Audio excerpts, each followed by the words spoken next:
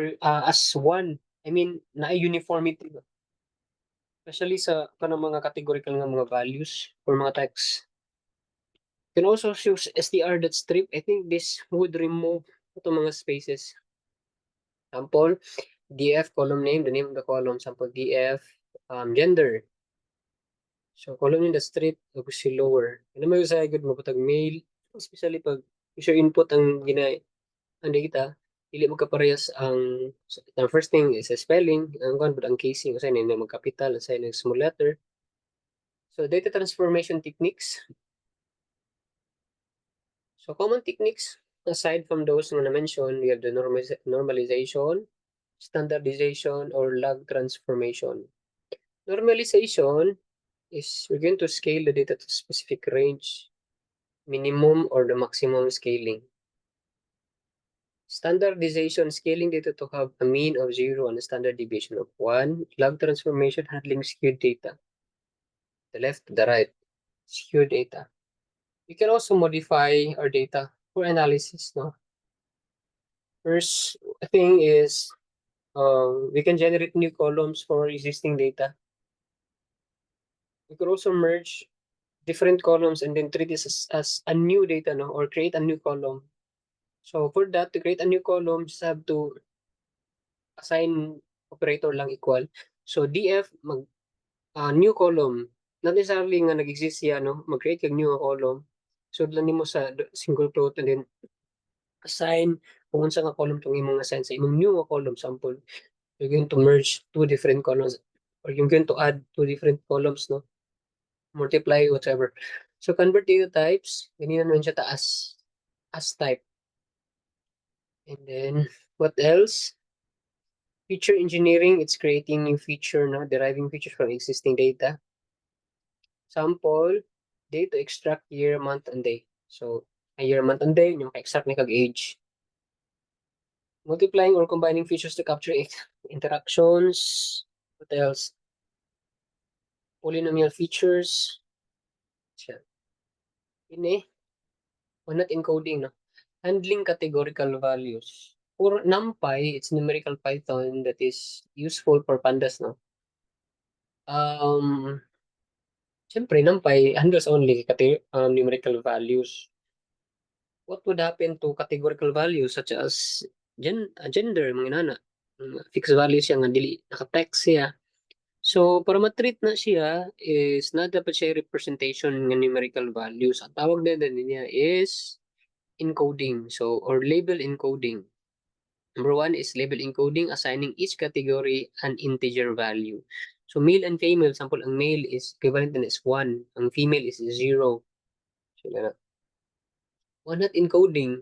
One-hot encoding, creating a binary columns for each category. Each category na siya ay binary columns.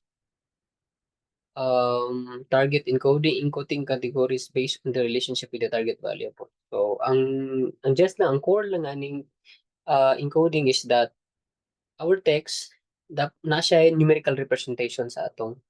I mean, ang categorical values, tagan siya og numerical representation dito sa pandas para ma-handle siya ng NumPy and for some numerical analysis type. Next. Filtering and subsetting. So extracting relevant data, no? Filter rows, df column, value.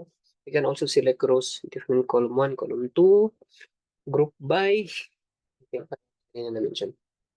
So, yun siya. This is just a short pages, short slide lang siya, no? We'll continue with working with pandas, no? So, we just continue, no? So, we're going to clean our data. Paano natin malilinisan? So, tanaw na to. First problem is that na ay none, no? Na kaning Peter nga row na ay mga naka-none. So, one, wala kay ta information ni Peter. May rin siyang edad o yung salary. First one is, can use ba df man ang atong data frame, no? Yung value df dot gawas na yung mga attributes and functions or methods nga nasa atong df. Sa man ang nagka-problema di ang age, diba? Si age, yun. Sa may problema ni age. So, ito yung method nga gamiton, we can use para ma-fill inan. Fill na ang missing values. Yeah, dili siya magawas.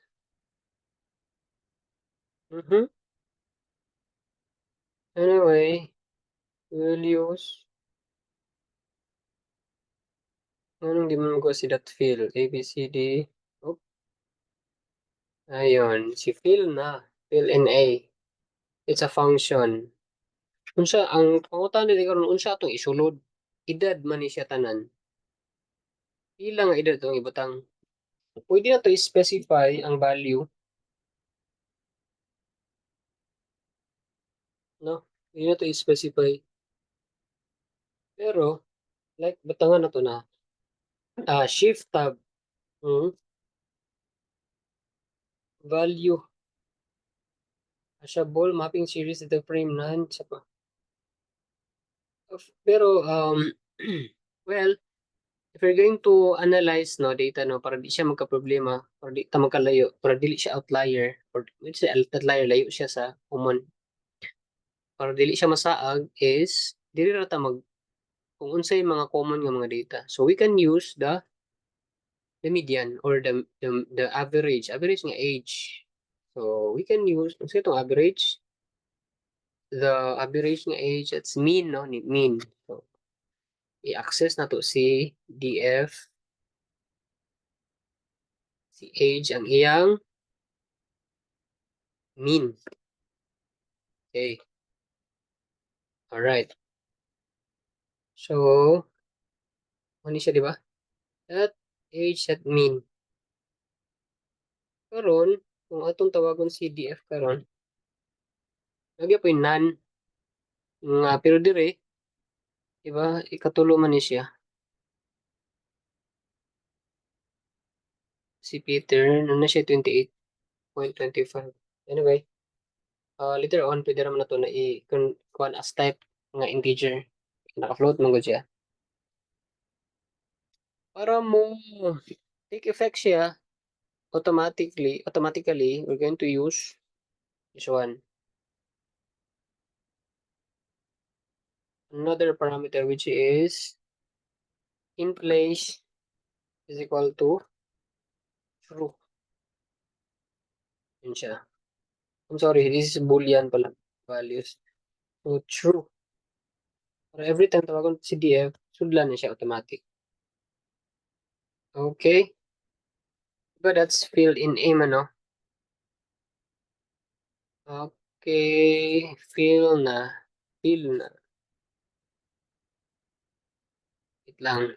Nalang ko ipakita.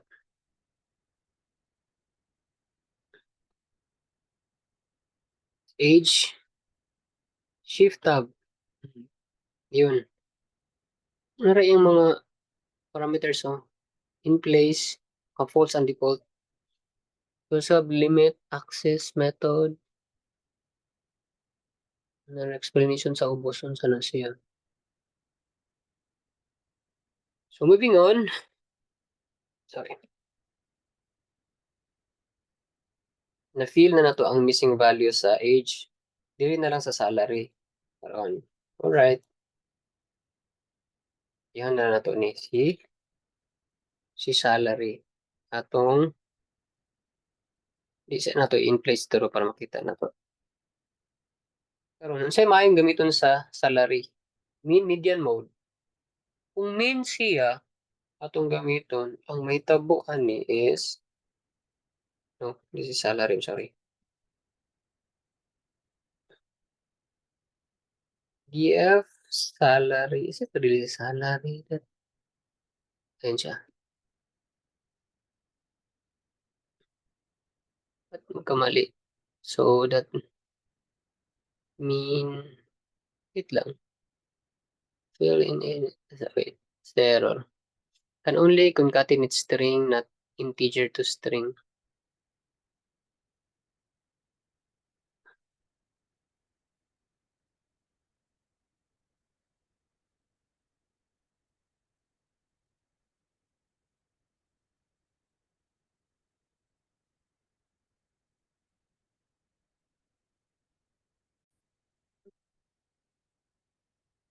Balik ta.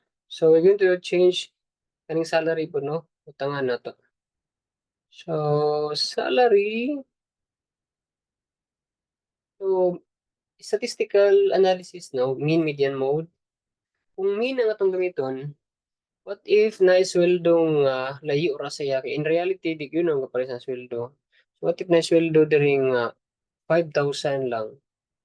Ang iyang buhaton is iyang kwaon tanan, i-add niya tanan siyempre gamay na ang kuan ani ang average, maapektuhan ang average. So pag ingon ani siya, ang sa analysis ang gamiton diyan is median. Median is the middle value, no, isort niya tanan iyang tunga-tunga mo to ang iyang kwaon. So it would be better nga ang gamiton is median function. So di sa na to in place through. Okay, ayun. Okay. Yeah. So we have the median value, no.